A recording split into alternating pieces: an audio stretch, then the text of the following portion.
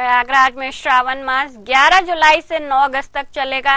इस दौरान विभिन्न जनपदों से शिव भक्त संगम और अन्य घाटों से गंगा जल भरकर मंदिरों में जलाभिषेक के लिए निकलते हैं। कांवड़ यात्रा का धार्मिक महत्व पौराणिक कथाओं से जुड़ा है। जब समुद्र मंथन से निकलने विष को पीने के बाद शिव पर गंगा जल अर्पित किया गया था। कांवड़ यात्रा की सुचारू व्यवस्था और शांति बनाए रखने के लिए जिलाधिकारी रविंद्र कुमार मांदड़ की अध्यक्षता में सर्किट हाउस सभागार में विभागीय अधिकारियों और कांवड़ समिति के पदाधिकारियों संग बैठक हुई। सभी आवश्यक व्यवस्थाएं सुनिश्चित करने के निर्देश भी दिए गए।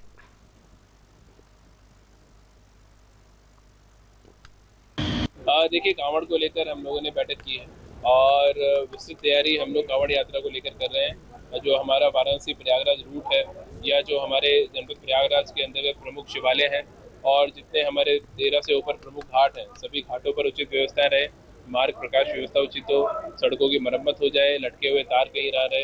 जो डीजे संचालक है उनके साथ बैठक करके भी उनको बताया गया है कि कानफोड़ू आवाज में डीजे ना बजाएं, तो उसके बारे में विस्तृत समीक्षा की गई है। सभी डिपार्टमेंट्स को आगाह किया गया है कि उचित व्यवस्थाओं के साथ में कांवड़ यात्रा संपन्न होनी चाहिए और सभी शिव भक्तों की भावना के अनुरूप वहाँ पे व्यवस्थाएं होनी चाहिए। और जो रास्ते में दुकानों की बात है, रास्ते में जो मीट की दुकानें हैं वो सभी दुकानें इस दौरान बंद रहेंगी। शराब के दुकानों पर भी विभागीय नियम जो अभी आ रहा है उसके हिसाब से हम लोग कार्रवाई करेंगे और लोगों की भावनाओं के अनुरूप सारी व्यवस्थाएं करेंगे। सावन मास 11 तारीख से शुरू हो जा रहा है। 1 महीने का पूरी सावन मास चलेगा। इसमें कांवड़ यात्रा की शुरुआत होगी। हालांकि बात किया जाए कांवड़ कब से शुरू हुआ और इसकी मान्यताएं क्या है, हमारे साथ बात करने के लिए जगत गुरु आप हमारे साथ विश्वकर्मा शंकराचार्य जी हैं। महाराज जी, कांवड़ को आप देखते हैं, कब से इसकी प्रथा शुरुआत हुई? प्रेम से बोलिए सत्य सनातन धर्म की। ये बहुत ही प्रमाणिक चीज है कि जब सतयुग में समुद्र मंथन हुआ और समुद्र मंथन से 14 रत्न और विष निकला, तो विष निकलने के बाद देवता दानव दोनों बड़ी तबाह हो गए। तो शंकर जी थे वहां पे, शंकर जी ने विष को उठा करके पान कर गए लेकिन भी मता गए।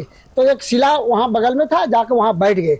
वहां पवित्र गंगा जल का ले करके और वो कांवड़ प्रथा जो चला है, पवित्र अगर हम शरीर को पवित्र कर करके जल को अगर ले जाते हैं, उसको या पवित्र ना करें। जब भी कोई भी मल मूत्र हो तो उसे फिर कांवड़ को टांग दिया जाए कहीं पे ऊंचे स्थान पे, और फिर स्नान करके अगर कांवड़ हम ले जाते हैं, चाहे काशी विश्वनाथ ले जाए, देवघर ले जाए, तो उसको अगर जलाभिषेक करते हैं तो हम जब शुद्ध रहेंगे, पवित्र हो करके अगर जल ले करके अभिषेक करते हैं, तब तो निगेटिव ऊर्जा दबता है और पॉजिटिव ऊर्जा उभरता है, जिससे कि सुख शांति शरीर में सद्बुद्धि होती है, सद्विचार होता है। लोग कांवड़ यात्रा भी ले जाते हैं जो किसान परिवार से भी होते हैं और जो गृहस्थ परिवार से जीते हैं, तो किस तरह उनको देखते हैं, उनको किस तरह पूजा करनी चाहिए, विधि क्या रहेगी?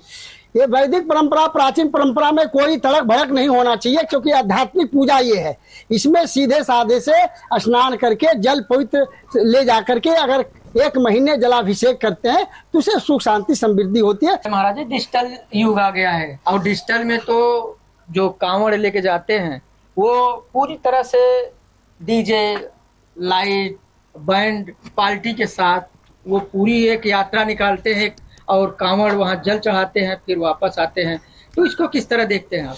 देखिए, ये वैदिक परंपरा, प्राचीन परंपरा में ये सब आडंबरी नहीं था। आजकल जो है वो आध्यात्मिक दुनिया को छोड़कर भौतिक सत्ता में चले गए हैं। ये डीजे बजाते हैं, नाच गान करते हैं, इससे देवी देवता नहीं खुश होगा, क्योंकि शिव का मतलब कल्याणकारी होता है, तो लिंग का मतलब पहचान होता है।